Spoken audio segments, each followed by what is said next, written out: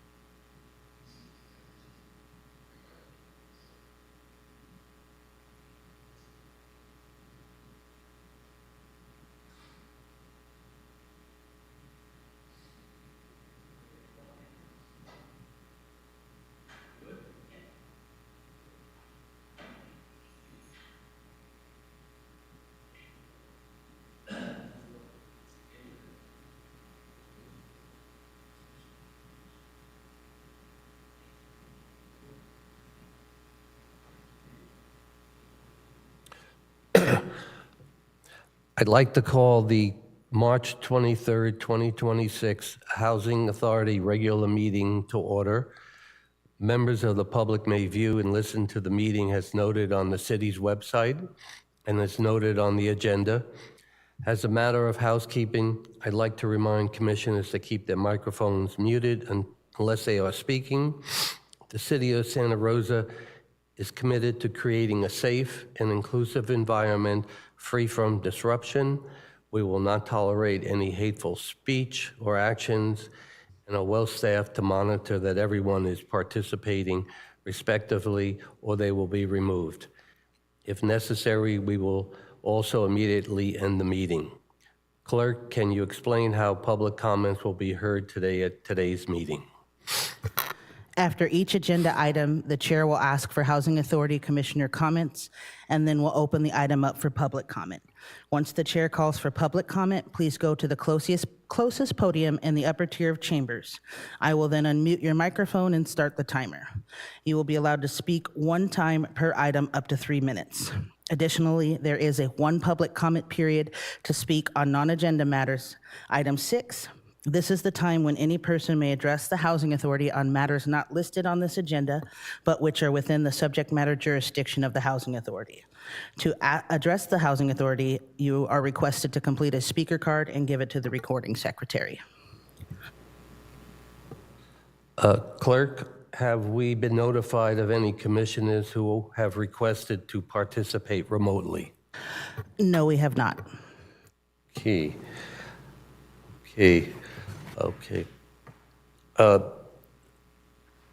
Yes. I will ask for a roll call now. Oh, there's no remote participation. Okay.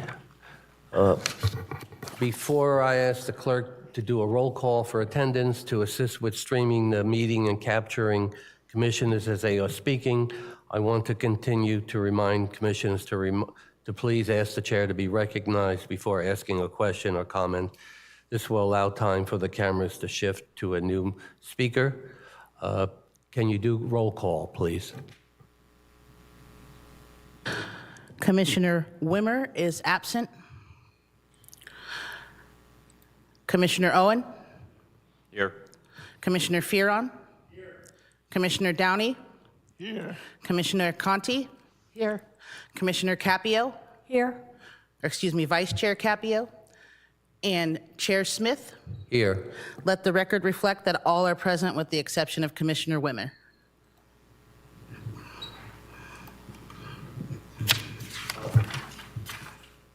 Item 4, are there any statements of abstention? Okay, we'll move to the next item. Item 5, study session. There are no study sessions on this agenda. Item 6, public comments. Comments from the public will be allowed on all agenda items at this time. Each item is called. This is a time when any person may address the Housing Authority on matters not listed on this agenda, but which are within the subject matter jurisdiction of the Housing Authority. Each speaker will be allowed up to 3 minutes. To address the Housing Authority, you are requested to complete a speaker card and give it to the recording secretary. It doesn't appear we have any public comment on this item.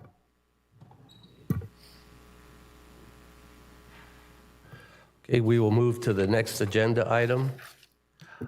Item 7, this is approval of the minutes, and want to ask any commissioners if they have any amendments to the minutes. No. We have none.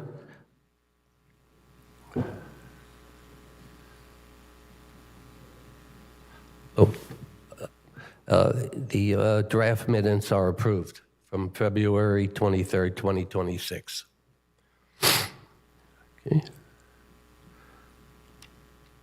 Okay, item 8, there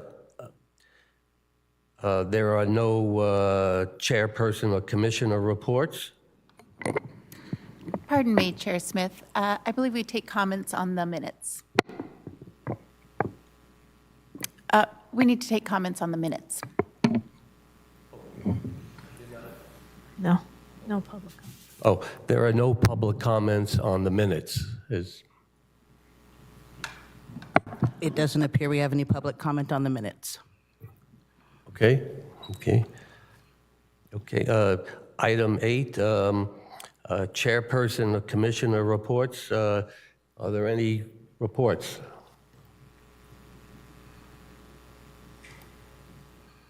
There are none.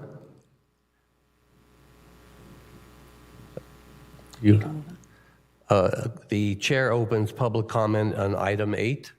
No public comment needed. There are no comments. We'll move to the next item. Item 9, committee reports. There any committee reports after the public comment remarks apply? The chair opens public comment on 9. And, No need for public comment. okay. No public comments. We'll move on to the next item. Item 10, the executive director reports. Item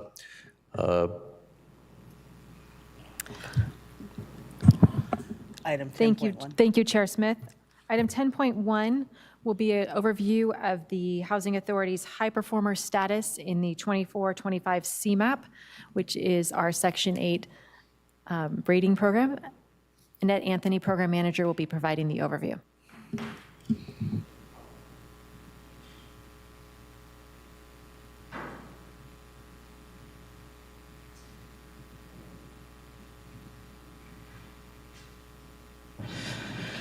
Good afternoon, Chair Smith, Vice Chair Capio, and tenant commissioners. It's my greatest pleasure to share with you folks today that the City of Santa Rosa Housing Choice Voucher Program has been designated the high performer status under HUD's CMAP, which stands for Section 8 Management Assessment Program Scoring System. I think this simply reflects the dedication and commitment the team has towards compliance, regulatory compliance, and program management around the program. So behind me sits the rental assistance team that I'd like to recognize for achieving such a high award on our program. They've done a great job. Just really quick, the CMAP assessment, it carries over, it's an evaluation of 15 different indicators that we self-report, ranging from accurate tenant calculations, HQS and housing quality standard inspections and enforcement, various key measurements or matrix of a housing authority that essentially speaks to the compliance as well as effective management of the program. So I thank you for your time. And I just wanted to highlight a team for a job well done because they work very hard to keep our families housed. So thank you for your time. And congratulations, team.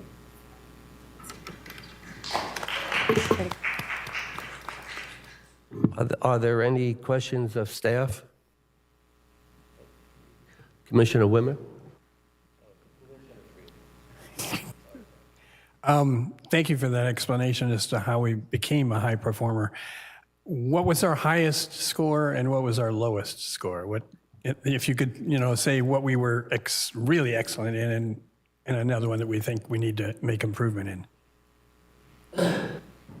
Well, all of our scores were high with the exception of one, and that was in our enforcement.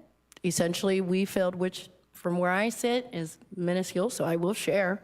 We didn't follow up with a landlord as per our time requirement.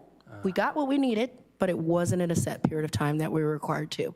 So it's a self-audit. We actually gave ourselves a ding, as we should, and that essentially was the only downside or low score that we had on the whole CMAP scoring system. Does that reflect difficulty getting a hold of the landlord or not having enough staff to make the time? What was you?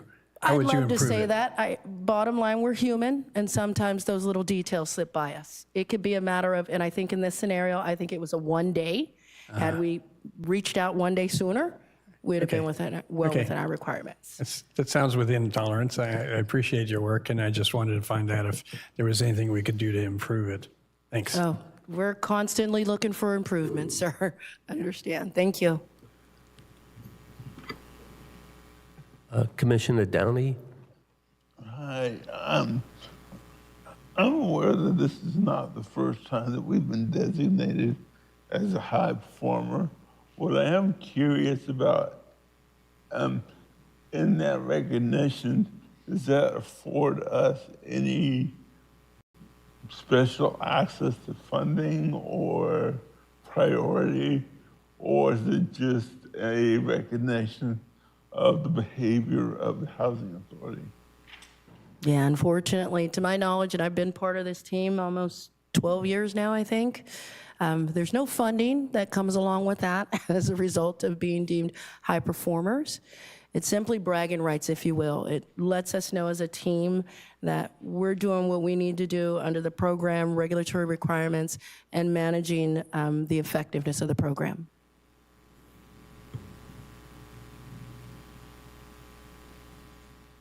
Any other comments by commissioners? Okay, thank you. We'll open this up to public comments on item 10.1. It doesn't appear we have any public comment on this item. Thank you. We'll move on to the next agenda item. 10.2, pending development pipeline provided by Executive Director Bassinger. Thank you, Chair Smith. Attached to the agenda this month is the March pipeline update. I'd like to call your attention to a couple of projects. You'll see we have a new project in the completed section, the ongoing rehabilitation of the Parkwood Apartments in Rincon Valley. This is on Montecito Boulevard next to the park and library have been completed. So we are pleased to have that noted in our pipeline. And then as we go through to projects that are funded and under construction, we have the West Avenue Apartments, which is a rehab that the Housing Authority provided financial assistance to in fiscal year 24-25. That has commenced. And this is one of Burbank Housing's oldest properties. So it's 40 units that we will be providing rehab assistance to in Southwest Santa Rosa. And then Acacia Village, which is a market rate project also in Rincon Valley and has some 3 on-site affordable units, has also started construction. And so our staff will be working with the potential homeowners for those 3 units to facilitate their purchase. I'd be happy to answer any questions. Any comments from commissioners? Commissioner Freon? When we have rehabilitation on a project like these 3, they move tenants somewhere else while it's taking place, right? Yes, so tenant relocation is frequently included in the projects unless there may be special circumstances where if they did have a high number of vacant units, they would try and accommodate within their existing complex. But we most often see tenant relocation included as a project expense. Okay, and I only know of one that had some problems with the relocation timing and ease of doing it. Vigil Lights had some problems. But good, glad to see that you're helping that, because primarily I'm interested in helping tenants. Landlords and I can get along well, but it really needs to be a tenant-focused effort, and I'm glad to hear that you're taking that into consideration. Yes, we're very excited to see the West Avenue move forward. And we have a lot of projects that are old and are in need of I mean, we're going to be having lots of these in the future, and I'm sure that we'll get better at how do we do it and hopefully keep tenants fully occupied. Thank you. Any other commissioners have comments on the pipeline?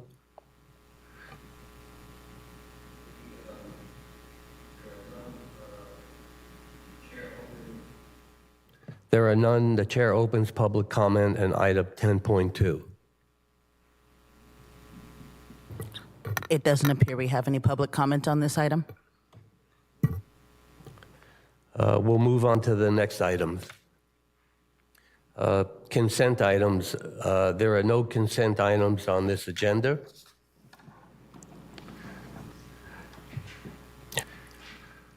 And we'll move on to item 12, public hearing.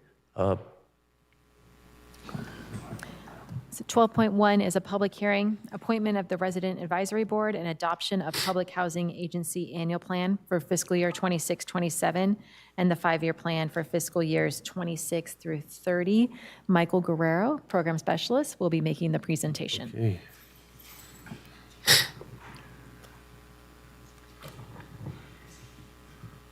Okay.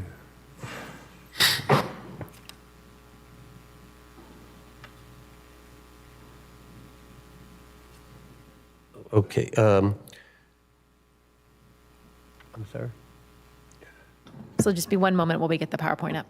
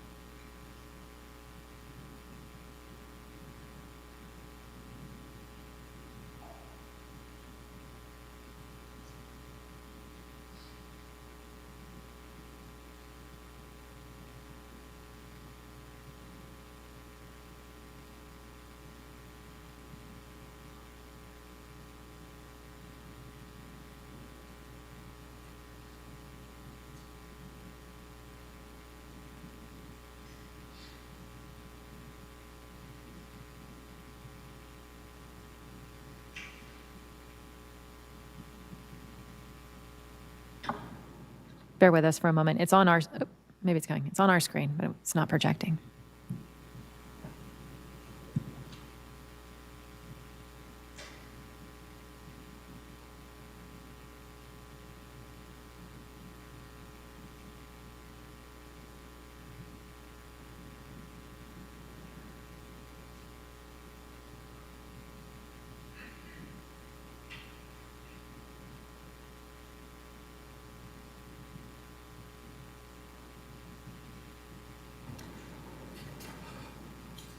Alrighty. Good afternoon, Chair Smith, Vice Chair Capio, and all other Housing Authority members. I am Michael Guerrero, Program Specialist in the Housing and Community Services Rental Assistance Division. I'm happy to be here today to present the annual plan for the 2025-2026, as well as the 5-year PHA plan for 2026 to 2030. I'm also joined here by Annette Anthony, the Manager of the Housing Services Rental Assistance Division.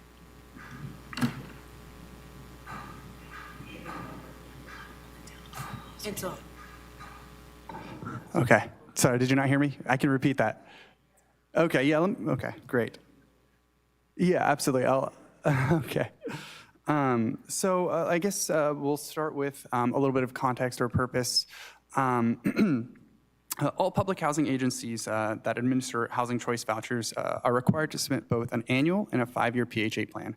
These plans identify the PHA's goals and outline how we will use resources of the voucher program to meet those goals. The PHA plans are approved by a board of commissioners and are also reviewed by the Resident Advisory Board, whose members are participants in the Housing Authority programs. The public also has an opportunity to review and provide comments on the plans through public comment period, as well as the public hearing. The City of Santa Rosa Housing Authority's annual and 5-year plans have been open for public comment since February 6th. It is also available on our website and is displayed in the office where the public has access to it. The public comment period ends today, March 23rd. Comments received on the plans from the public or from the Resident Advisory Board will be incorporated into the final versions that are submitted to HUD.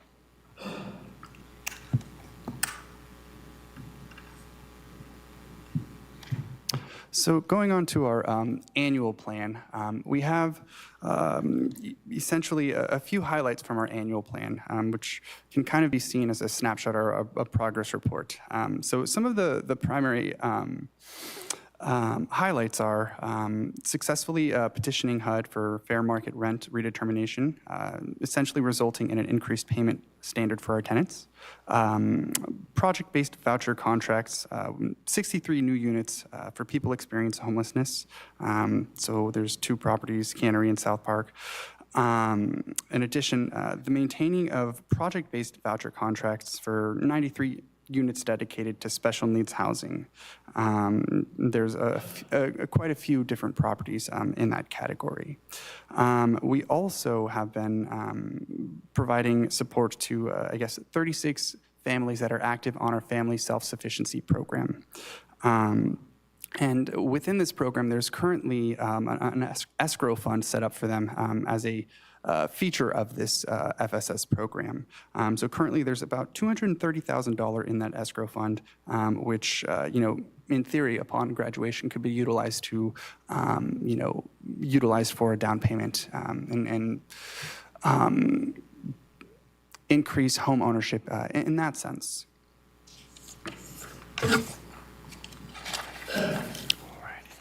And then moving on to the next portion of our annual plan, some additional goals to highlight are, bringing 368 rental units back into compliance via inspections that we conduct using housing quality standards. So these are a result of routine inspections.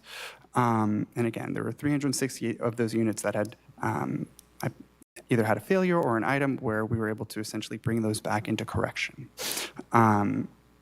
So, that relates to that goal of preserving affordable housing stock. As it relates to reducing homelessness, we have administered emergency housing vouchers, HUD veteran supportive housing as well. And then going on to that last goal of utilizing the resources for Housing Choice Voucher Program strategically,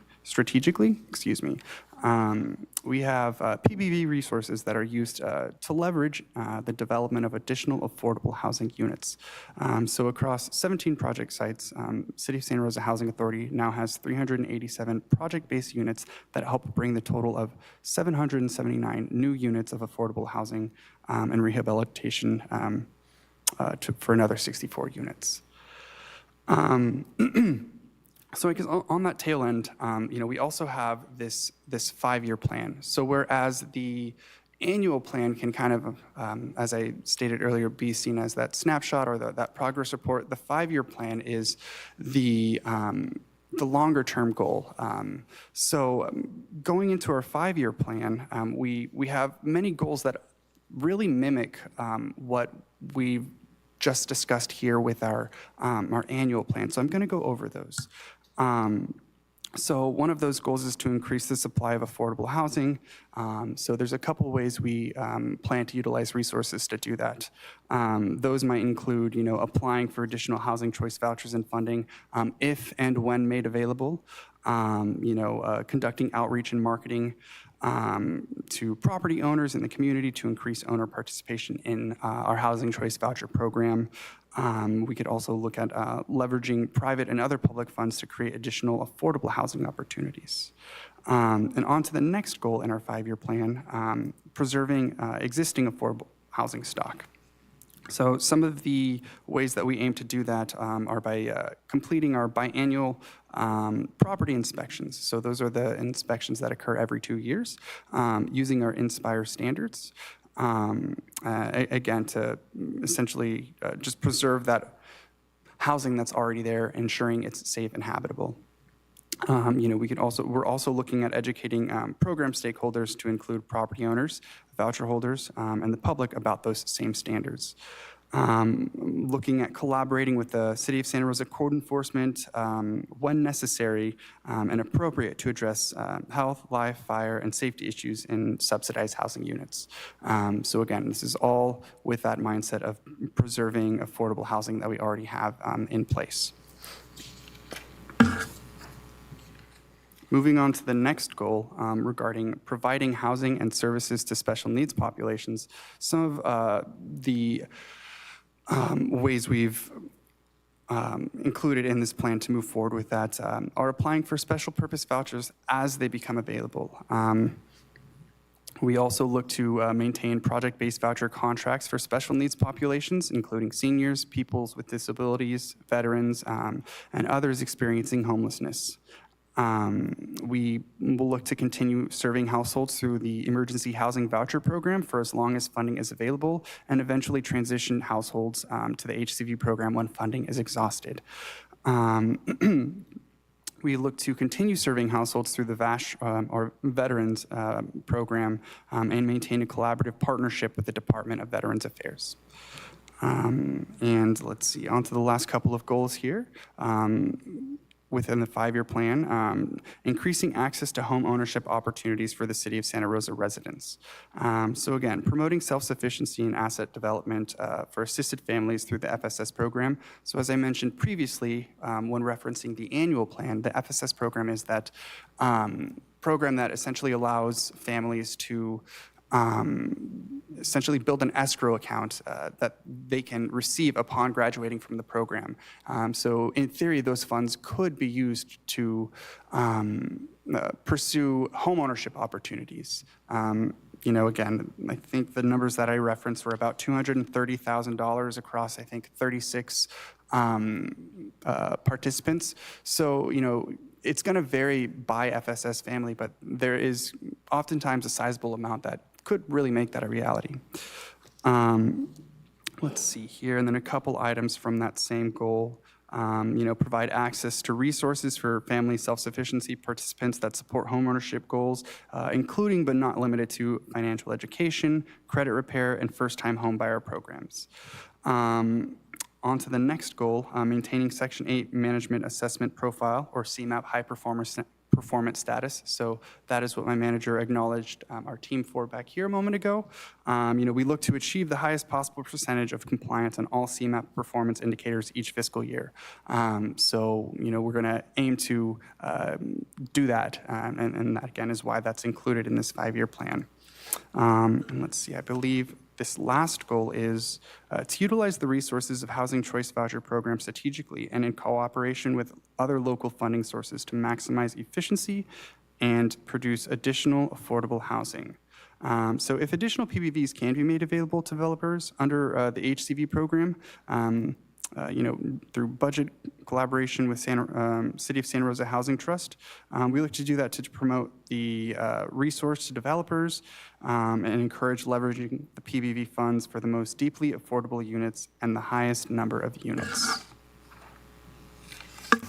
So a summary, that was the 5-year plan, and kind of switching gears a little bit, this is going to refer specifically to the annual PHA plan that we reviewed. So these revised elements. So the HCV program waitlist will open to emergency housing voucher participants. And the reason we have this up here is because anytime there's a change to what is previously indicated in that annual plan, we have to essentially acknowledge it. So because of you know, HUD's recommendation to transition emergency housing voucher programs to HCV, that is why you're seeing this slide here. So again, there's going to be a tier 1 for families whose head of household, or excuse me, this is essentially going to set up a preference. So tier 1, family whose head, spouse, or co-head is elderly or disabled, and tier 2 will be all other EHV families.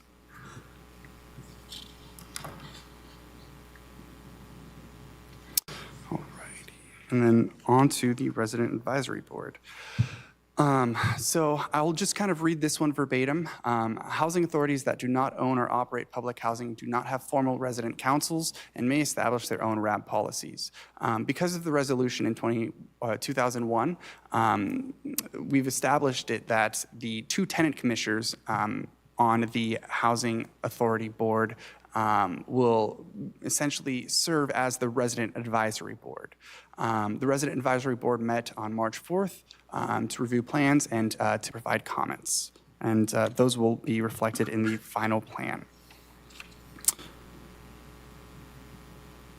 Alrighty, and then, in conclusion, our recommendation is that the Department of Housing and Community Services, we recommend that the Housing Authority by resolution appoint any and all Housing Authority commissioners who are also Housing Choice Voucher Program participants as the Resident Advisory Board, adopt the Public Housing Agency Plan for fiscal year 2026 to 2027, and adopt the 5-year plan for fiscal years 2026 to 2030 as required by the U.S. Department of Housing and Urban Development for local administration of the Housing Choice Voucher Program. So that sums up the presentation, and we welcome any questions you may have. Are there any questions of staff?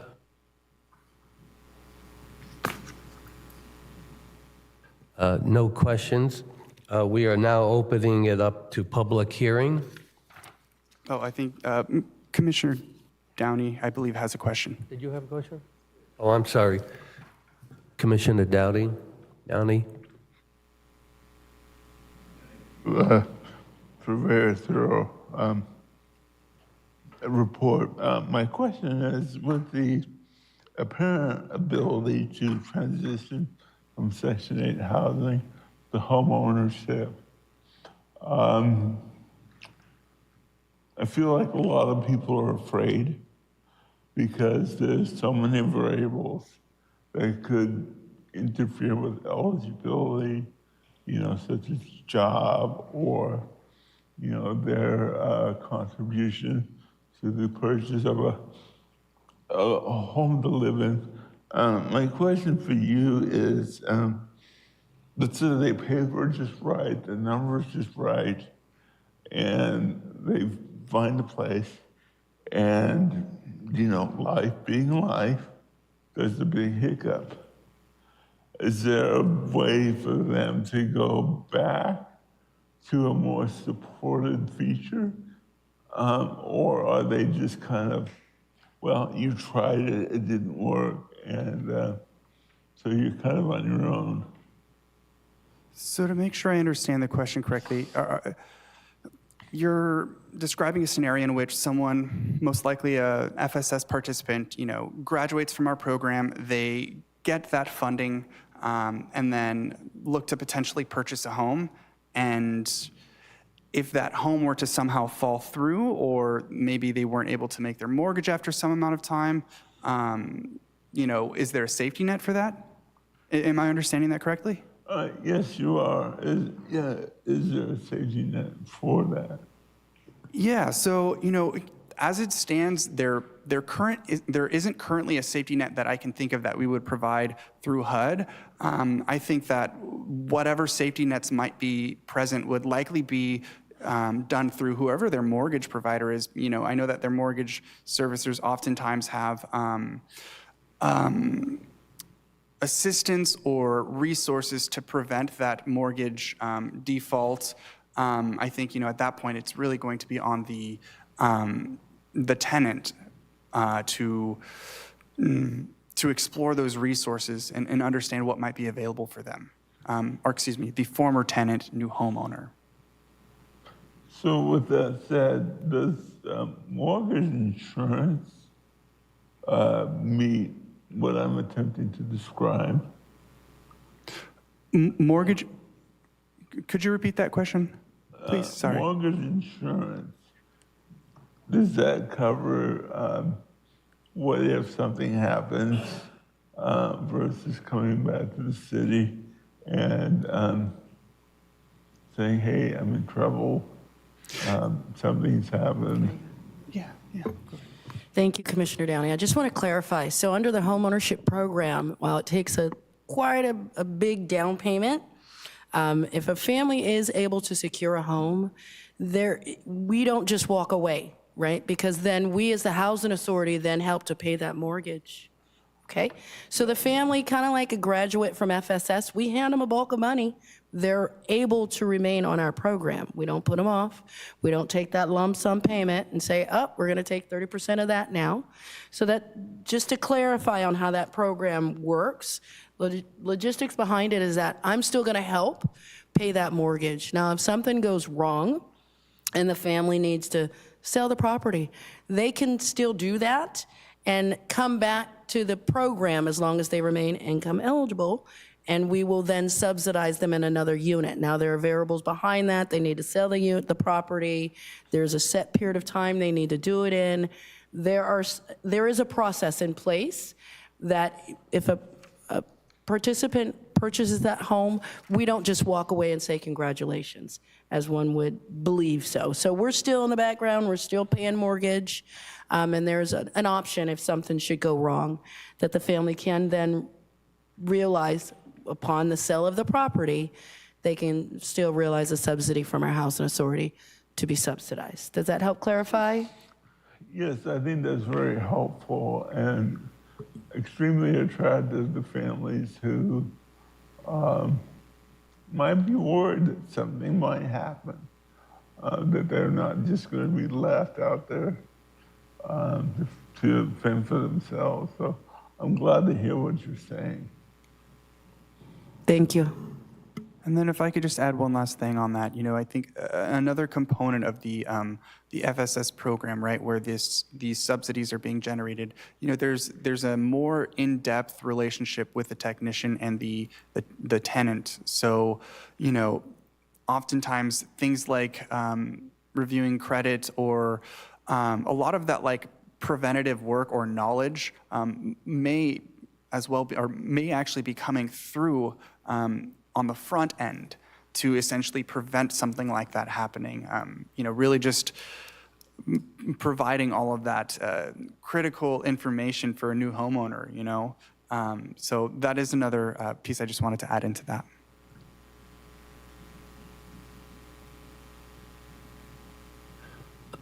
Commissioner Ferrin?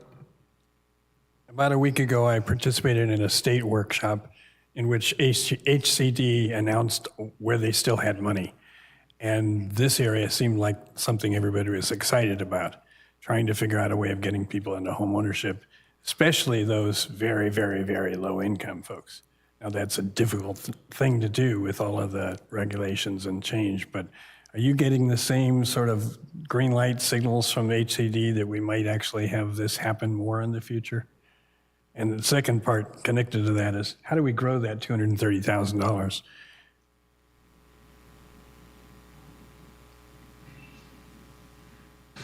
We'll take this in two parts.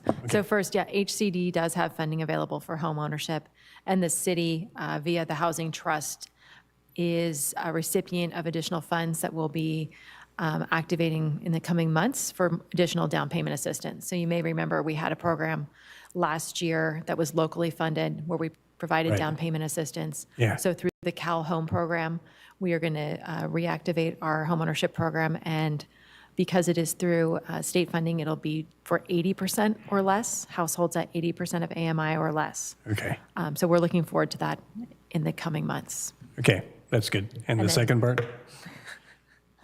I'll speak to the second part. So in terms of growing that amount, there's absolutely an effort from our technicians, communicating with families who may be interested in this FSS program. As I mentioned before, it does take a little bit more initiative on the tenant's part because there's goals, there's regular meetings, there's a lot more that's happening. And this is all in addition to the annual certifications that they're having to do, right? So it can be a bit of an undertaking. However, what I've observed personally and with myself and observing technicians is, when someone is, admitted to the program, and PBVs or project-based vouchers are really coming to mind, right? So when we think of some of these homeless dedicated project-based vouchers where, people are sharing their stories about, wanting to get back on their feet, that's a perfect opportunity for exploring the FSS program. Oftentimes because the income that they're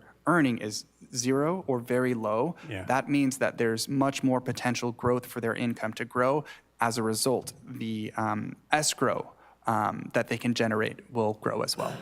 Great. So outreach essentially is our primary means of growing that overall number, and just, following up with the families when they select yes on our application, whether or not they're interested in FSS. Good. I'd like to help you with that outreach. Thanks. Any other comments by commissioners? Okay, we have none. We're now opening it up to public hearing.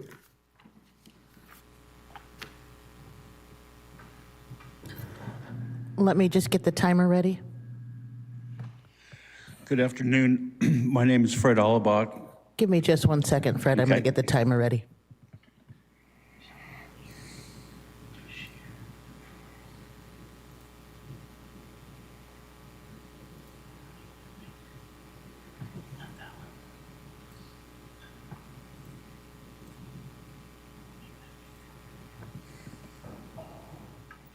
You may begin. Good afternoon. My name is Fred Allebach.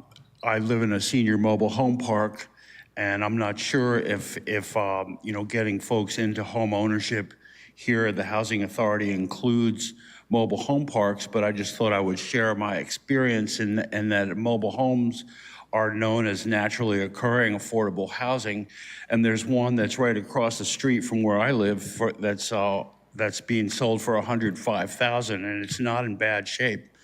But the thing is that in the park, the requirement for someone to get into the park is you have to be able to pay 3 months rent or some such, or you have to be able to show that you have more assets than your ability to just pay the space rent. And so what it amounts to then is this source of naturally occurring affordable housing is evaporating away from seniors or other folks who don't have the assets or a portfolio to show that they can make 3 months rent. And so I think from the park standpoint, they want to make sure they don't let people in who won't be able to pay, and then they end up with a problem in the park there. But it's sort of, I just thought I would share that with you, and that here you have a place that's for $100,000. It's over 1,000 square feet. It's in pretty good shape, but you can't get it unless you're actually not a low income. So, that's what it looks like in senior mobile home parks. And I'm not sure if the Housing Authority deals with mobile homes, but it's pretty hard for seniors to get into a place. That I know the woman who was going to buy this place for $105,000, she's paying $4,000 rent up by the airport area. And she couldn't show the park that she had enough money to pay, and she's already paying $4,000 a month for her combined stuff. So things are hard out there in mobile home parks, and if you can't get one that costs $105,000 without being fairly wealthy, I don't know why someone would buy a $105,000 mobile home if they're wealthier than that. So I'm just sharing some stuff off the top of my head for your benefit. Thanks.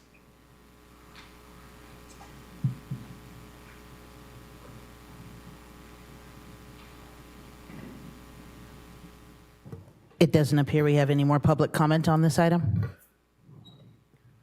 We are now closing the public hearing. Would any of the Housing Authority commissioners like to motion regarding the resolution for item 12.1? Commissioner Ferran?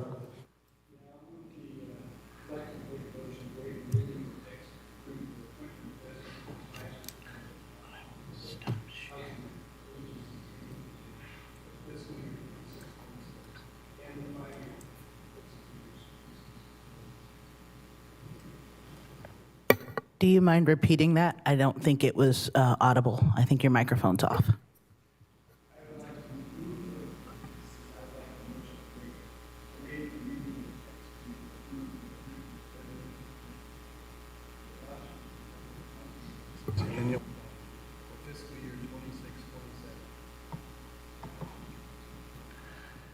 Okay, let me try again. I'd like to move the motion. I'd like to move that we waive the reading of the text and approve the appointment of a resident advisory board and adoption of a public housing agency annual plan for fiscal year 26-27 and the 5-year plan for fiscal years 26 to 2030.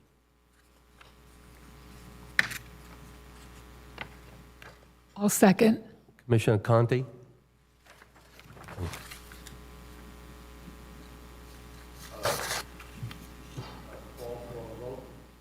Call for a roll call vote, please.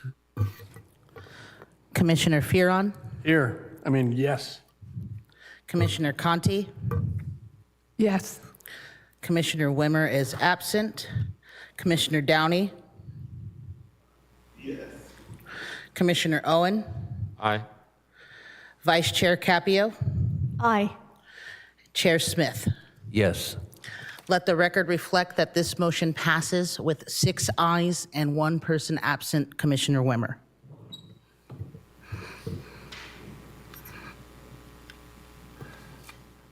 We're going to move on to the next item. Item 13, report items by Rebecca Lane.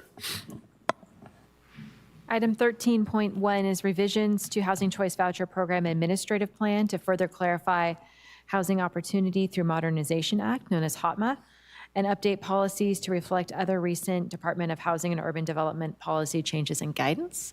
And Rebecca Lane will be giving the presentation.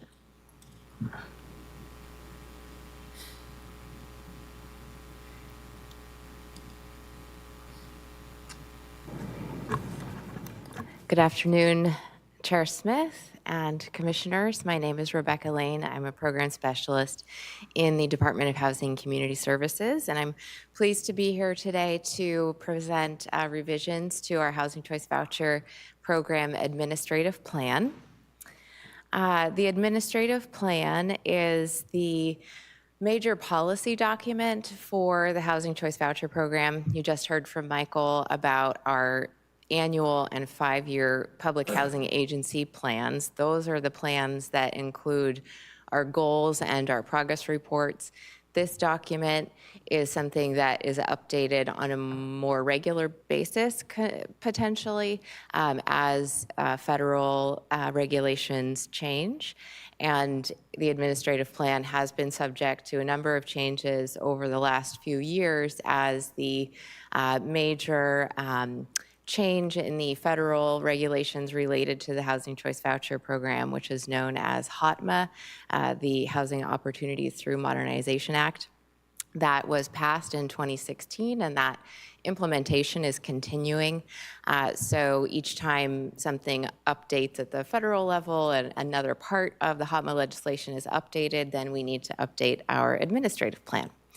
We also, in addition to the HOTMA clarifications that we're providing in this version of the administrative plan, we're also incorporating some other changes at the federal level in terms of guidance related to administration of the program.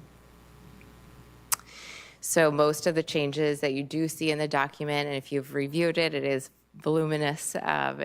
Most of those changes that you see in red lines are related to clarifying the HOTMA changes related to the income eligibility.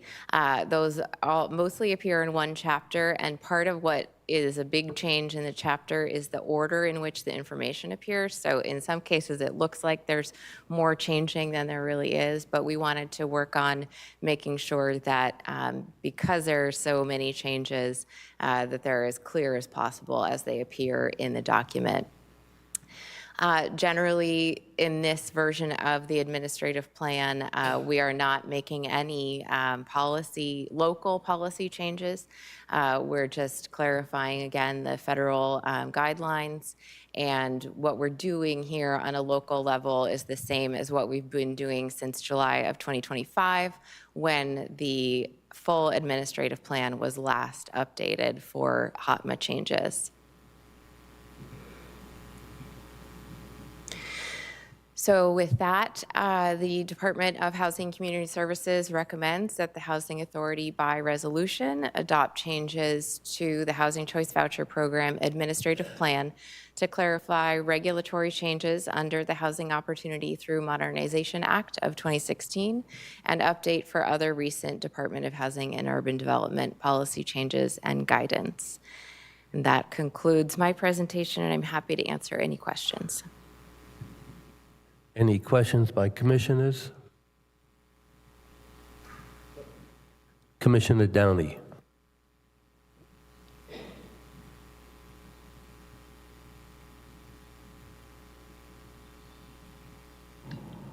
I'm curious, Rebecca, about what these changes will accomplish differently than the prior, or is this just complying with federal regulations in terms of supportive housing, if that makes any sense? Are you asking specifically about supportive housing? Is that what you said? No, I'm asking specifically about the revision of the Housing Choice Voucher Program. What is the administration plan bringing into this as opposed to what was in the old one? Between the two documents, the last full revision of the administrative plan was July of 2025, and then we had an intervening change where we just updated one chapter to reflect what Michael was discussing in the previous item about the emergency housing choice or emergency housing voucher transition that was adopted into our administrative plan as well. But largely, there are no changes in terms of policy in this administrative plan between July of 2025 and what's being presented today.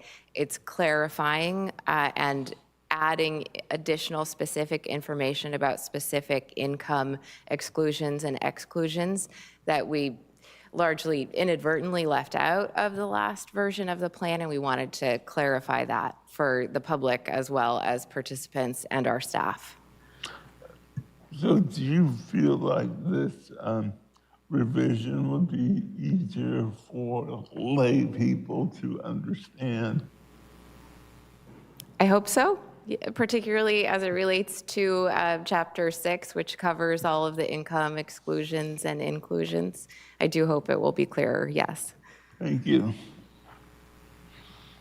Any other comments by commissioners? Yeah, I'm going to apologize for not reading it in detail before this, but I will read it. And it looked to me like several sections were the result of what I've been in lots of meetings where somebody changed the mission or the values or something, and they, so it was a lot of word tweaking more than it was actual substantive change. I will read the income area, and I want to, because like my fellow commissioners, I want to figure out if this is really a net gain for the residents or not. But thank you for the presentation.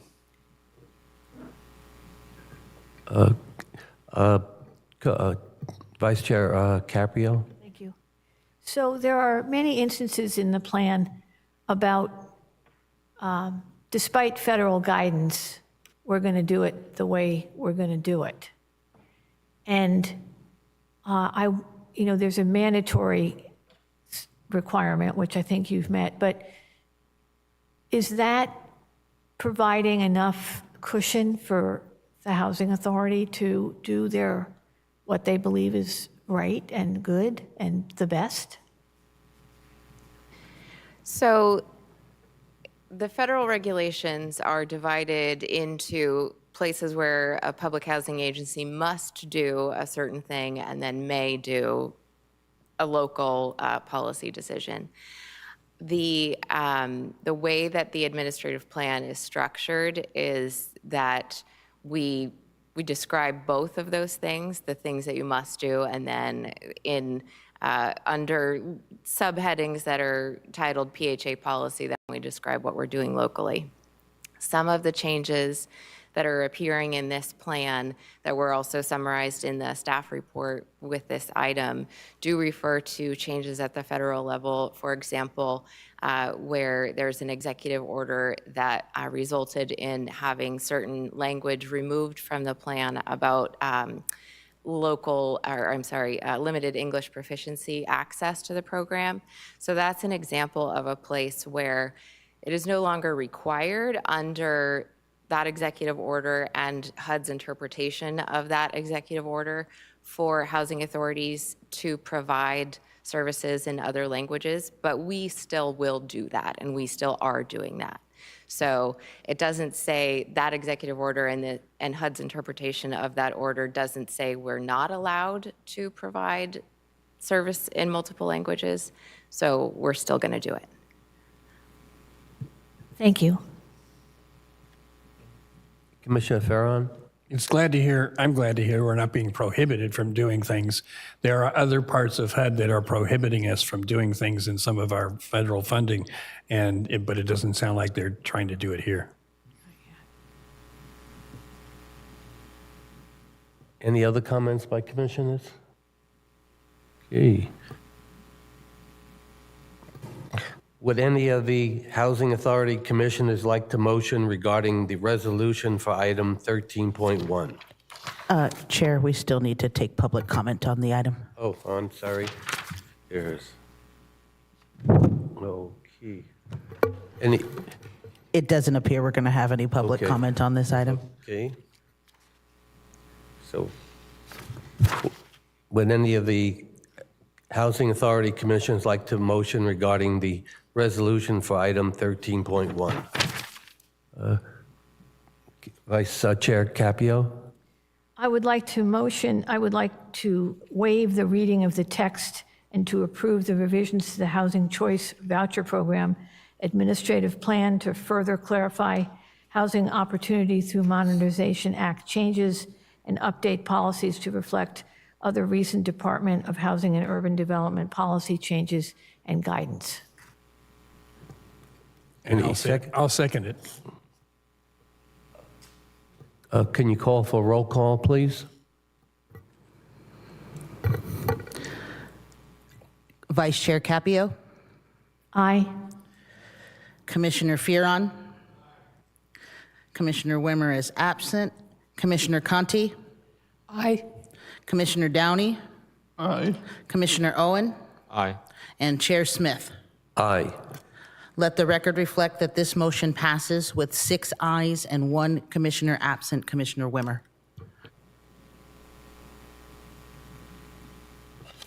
We'll move on to the next item, 14. We are adjourned.